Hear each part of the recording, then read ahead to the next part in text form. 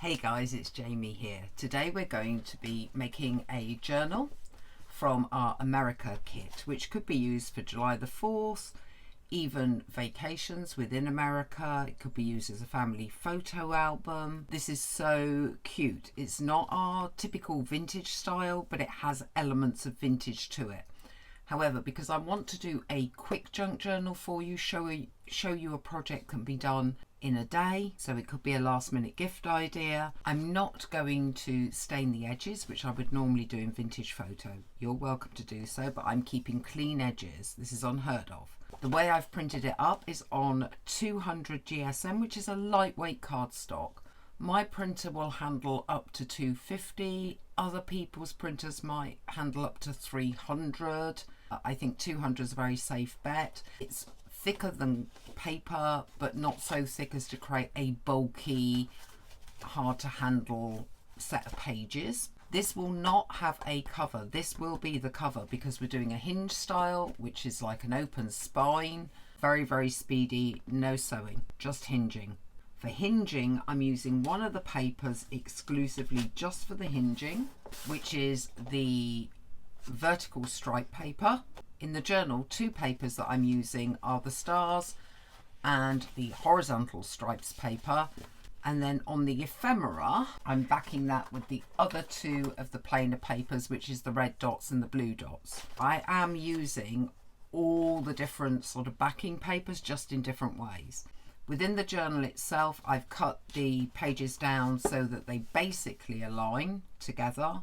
I can tell you those sizes, but you may end up with different sizes. Mine is width-wise just over 14 centimeters or 5.5 inches, 20 centimeters, 7 3/4 inches. I would say once you've got the sizing for one, you've got all your white edging cut off, you're happy with how everything's lining up when you fold it, take the measurements for that one and then cut the rest to match. The way I'm organising the papers within the journal is to go with the printed digitals that have the full kind of illustrations back to back, for example like that. And then I've done back to back of the plainer papers. This one's the stars one. As you can see, this is the fully illustrated digitals back to back, the stripes. And so that patterning continues to the back page. In total, I haven't actually counted, 9 of those. In addition, I have printed up the two plainer pages smaller on the print size selection. So I selected 6x4 so that I could make a smaller, I don't know if I've got it here, booklet that therefore could go into a pocket. And on the inside I've used one of the ephemera prints as the plainer page. So it's like a tiny little booklet, but that will go in a pocket. And I think on this one I've printed it on the red background. I have printed up the words. I'm not sure if I'm going to use them or not yet, but I thought I might as well print them up, so they're there should I decide to do so. Once this is cut up, all my prep is done, but I will have some scraps. So the first thing we're going to do is to do a quick masterboard. For the masterboard, I'll be using some of the ephemera from the kit, some of the fussy cuts, but I'll also be using just some of my own, maybe some ink stamps. We'll see how we go, some free stuff from the group, just to create something a little bit different for pockets or clusters or hidden paper clips, that type of thing. But we'll do that together in a minute. I've pulled lots of scraps from the scrap box. I'm going to make a paper from the spare from the Americana kit. This is quite stiff card. This is paper. We're going to end up with some odd thickness stuff, but we'll probably back each piece with just plain cardstock as well, which will make it thicker. We're just going to make a big sheet of paper. I'm not too worried how much this will go together with the Americana set, because when we decorate it, it will. These are fairly neutralish colours. I probably could do with using one from the kit at some point, just so we can do something a bit unique. Got a piece with writing here.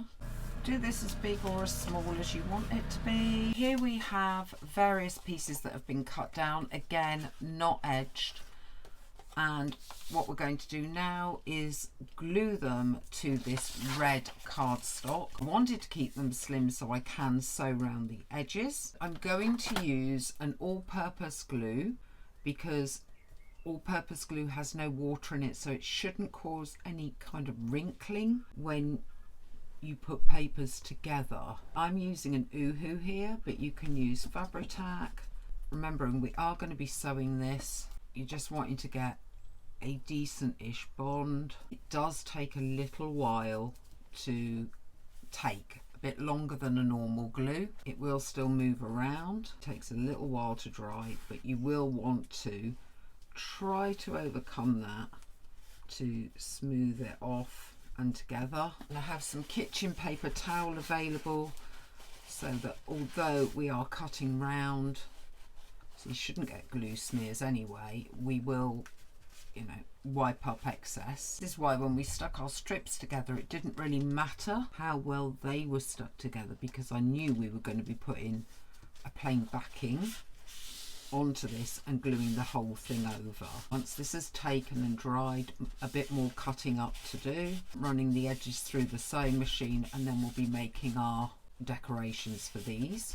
Here are the tags and the journal cards that I've made from those few bits of scrap. I've also got the fussy cuts here, and now we're just going to try and put something together that will be unique. You could do a second background for that one so that she stands out more.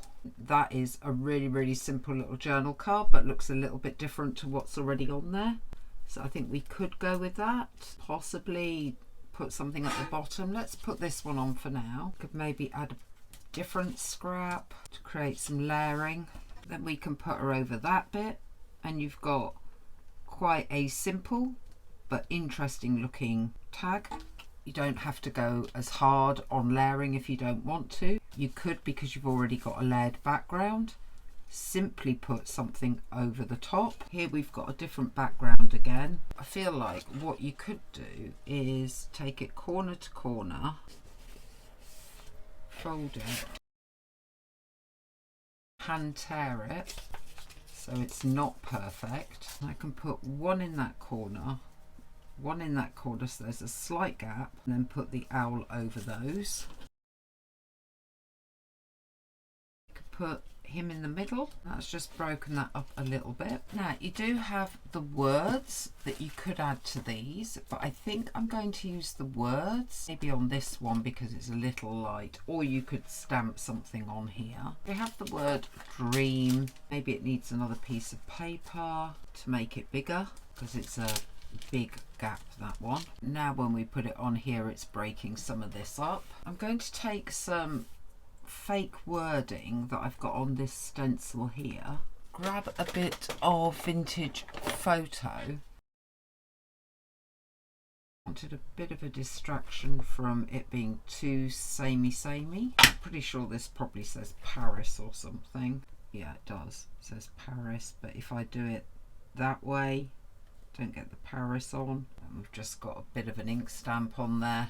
It's just beginning to fill some of this in. Here, if you wanted to, you could add a bit extra. I'm not sure that I need to or want to. This one's a little dull. I'm going to take a bit of the writing, which happens to be French, but New Orleans was quite French at the beginning, so let's just do that. I think the rest is pretty much as I would want it. There's not much more to add. It was just the ones that maybe had some big areas that could do with a bit extra, but most of it's pretty well filled in.